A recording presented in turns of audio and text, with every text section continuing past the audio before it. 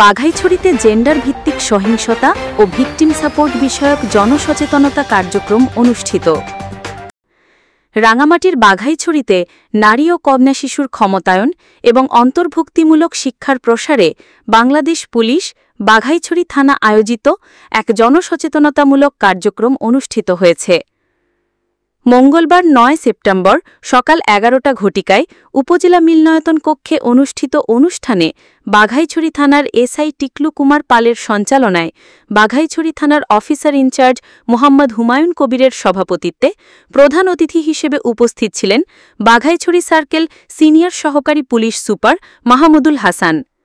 এই সময় বিশেষ অতিথিদের মধ্যে উপস্থিত ছিলেন বাঘাইছড়ি পৌর বিএনপির সভাপতি আলহাজ নিজামুদ্দিন বাবু, উপজেলা বিএনপির সভাপতি মোহাম্মদ ওমর আলী, উপজেলা বিএনপির সাধারণ সম্পাদক মোহাম্মদ জাবেদুল আলম, পৌর বিএনপির সাধারণ সম্পাদক মোহাম্মদ রহমতুল্লাহ খাজা।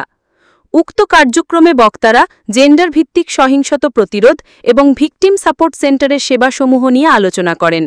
অংশগ্রহণকারীদেরকে ভিকটিম সাপোর্ট সেন্টারের ভূমিকা, সেবা গ্রহণের পদ্ধতি এবং নারী ও কন্যা শিশুর নিরাপত্তা ও অধিকার বিষয়ে বিস্তারিত তথ্য প্রদান করেন। এ আয়োজনে সহায়তা করেছে ecosystem restoration and resilient development in the CHT প্রকল্প, যা বাস্তবায়ন করছে পার্বত্য চট্টগ্রাম বিষয়ক মন্ত্রণালয় ও জাতিসংঘ উন্নয়ন কর্মসূচি। অনুষ্ঠানে গ্রাম প্রতিরক্ষা বাহিনীর সদস্য, নারী নেত্রী, স্থানীয় জনপ্রতিনিধি সহ সমাজের বিভিন্ন স্তরের মানুষ এ সচেতনতামূলক কার্যক্রমে অংশ নেন। আয়োজকরা জানান, এ ধরনের উদ্যোগ পার্বত্য অঞ্চলের নারী ও কন্যা শিশুর নিরাপত্তা নিশ্চিতকরণে ইতিবাচক ভূমিকা রাখবে।